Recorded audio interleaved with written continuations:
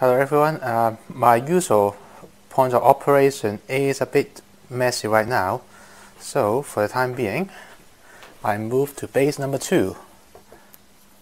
Tell me about it, because this side is supposed to be a bit better in terms of lighting during daytime. It's a bit poor over this side during nighttime and during winter time, because there is no light around this point, as you can see. So it's only good for summertime, but if you think it's good, do tell me. First of all, just to get this out of the way, I blame Prime 92 because even I have bought a MC 1-144 new Gundam. Yes, Gundam. I have a feeling that a lot of people on the internet, especially in the 204 Toys network, seen her review and decided, yep, I want one as well. Because I see almost everyone else in that network is now got one of them. But that's not what we talk about. I will build that later on. In fact, I actually bought another one already. This review is about a Aoshima model, one company that I never bought before. And we are talking about the 1:12 scale Motoslave. Yes, it's a 1:12 scale. I think the first thing people would ask is this really 1:12?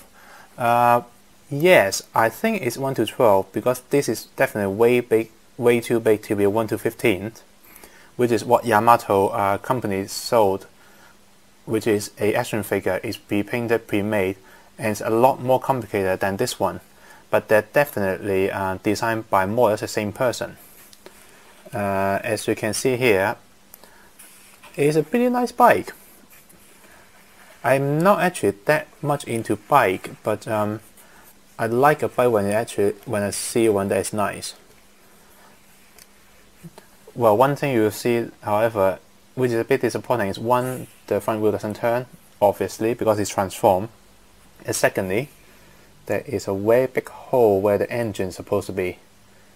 It's a bit of a shame because the hand of the robot managed to pretend to be part of the engine, and those two handles sort of look a bit like an air intake, air outtake, exhaust or piping. But really, if there is something in the middle, even just a piece of plastic with a fake engine decoration on it, sit in the middle, it will make it look much better.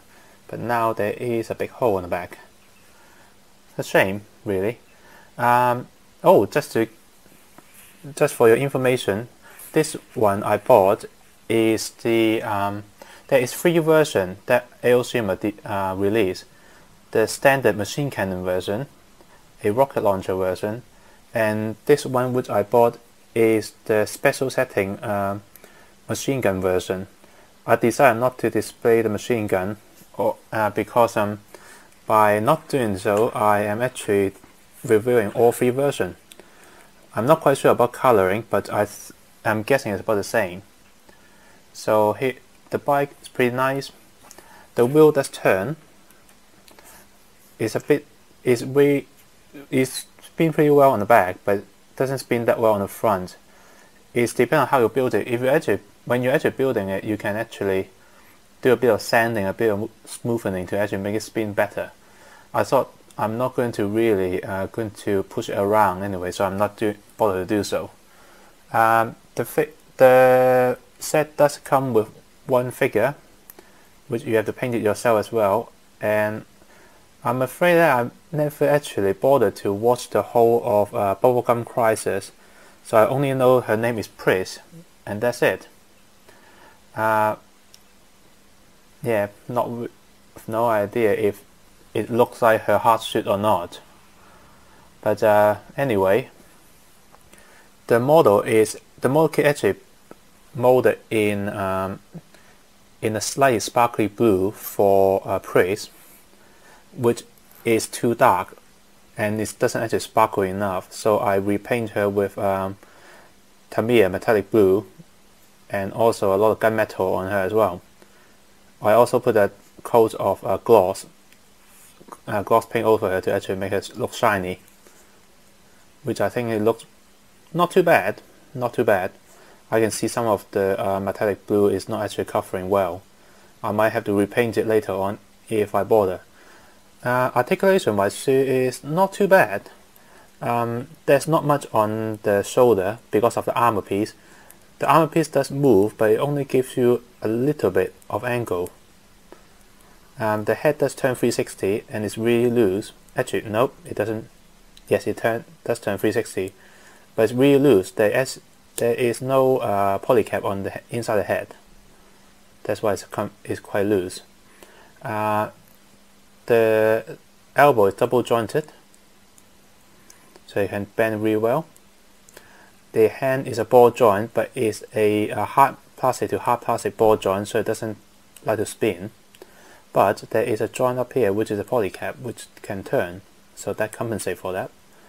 There is also a joint here which allows you to turn the hand so you can actually do this. There is a waist joint which allows you to go up and down and turn left and right. Actually, you can, if you gently do it, you can turn 360.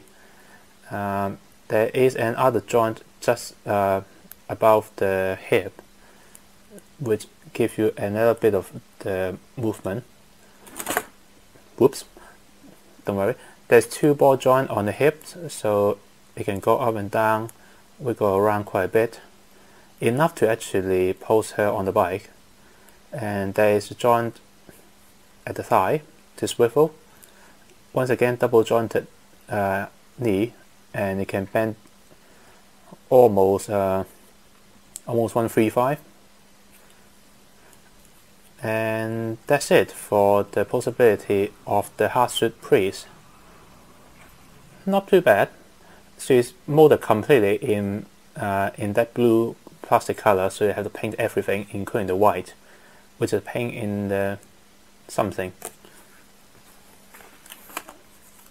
As for the bike is molded in standard gray and this slightly metallic red. I didn't paint it this time. The metallic red plastic is pretty nice. There is some sign of where the tabs are actually jointed to the tree, but if I want to modify, I can always paint it metallic red later on as well. The wheels are rubber, so it's pretty good. Let's see, I think I'm running out of time, so I will do a part 2 where I will do the transformation.